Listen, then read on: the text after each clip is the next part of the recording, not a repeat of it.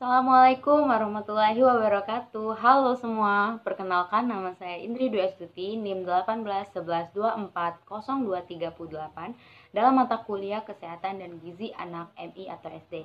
Nah, di sini saya akan menampilkan beberapa ilustrasi dan penjelasan mengenai pertolongan pertama pada luka bakar. Selamat menyaksikan.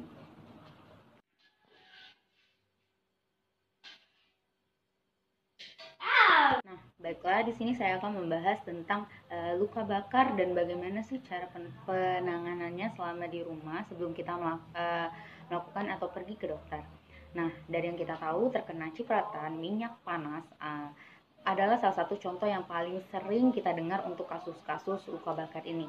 Nah, luka bakar itu sendiri pun disebabkan oleh banyak macam. Luka bakar itu sendiri artinya adalah kerusakan pada kulit yang disebabkan oleh trauma suhu. Nah, bagaimana sih trauma suhunya? Nah, penyebab luka bakar ini sebetulnya banyak sekali sih macamnya. Intinya ada pada suhu. Nah, apakah itu suhu panas atau suhu dingin, itu bisa sangat berpengaruh pada dan bisa kemungkinan terjadi adanya luka bakar.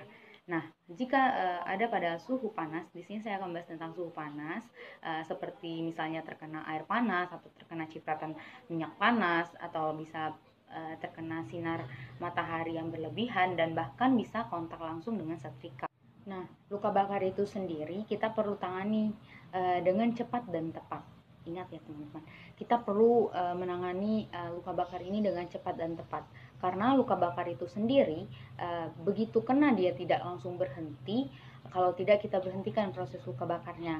Dan juga biasanya yang paling sering dilakukan jika terkena luka bakar, misalnya terkena minyak panas nih, biasanya yang paling sering saya perhatikan adalah dikasih odol. Nah, odol itu tidak boleh, atau kecap manis atau tepung atau jelly dan apapun itu yang sebetulnya penanganannya itu tidak tepat begitu. Nah, karena dikasih seperti itu tidak akan membersihkan atau memberhentikan proses luka bakar yang ada begitu diberikan odol, kecap manis dan tepung dan lain-lain. Itu yang ada malah akan membuat semakin nyeri pada saat proses membersihkannya. Jadi sebaiknya jangan diberikan apapun ke luka bakar tersebut. Nah, bagaimana sih cara penanganannya? Seperti apa sih gitu ya yang kita akan bahas pada saat sekarang ini. Nah, yang pertama itu ada segera hentikan proses luka bakarnya. Nah, bagaimana caranya? Jika kita terkena minyak panas, cepat-cepat pindahkan anak dari tempat yang terkena minyak tersebut. Jadi jika mereka terkena minyak panas di dekat kompor, nah segeralah pindahkan anak tersebut dari tempat tersebut karena cipratan minyak tersebut akan tetap masih ada di lantai atau di tempat yang dekat dengan anak tersebut. Nah, untuk cara yang kedua yaitu alirkan air mengalir. Biarkan air mengalir di luka bakar itu sampai 20 menit.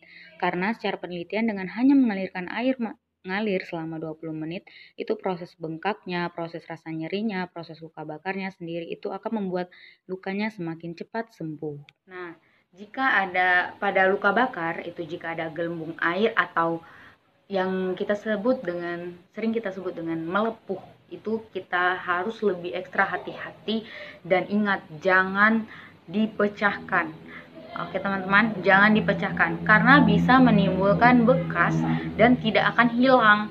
Nah, hal ini bisa kita lakukan dengan penanganan atau pergi langsung ke dokter yang nantinya akan diberikan berupa penanganan khusus oleh dokter-dokter yang ada di rumah sakit. Nah, karena di mana kulit muda yang ada di bawah jaringan kulit itu harus sangat dilindungi karena nantinya akan ada pembaruan kulit dan proses itu akan terus berjalan jika penanganannya lebih tepat.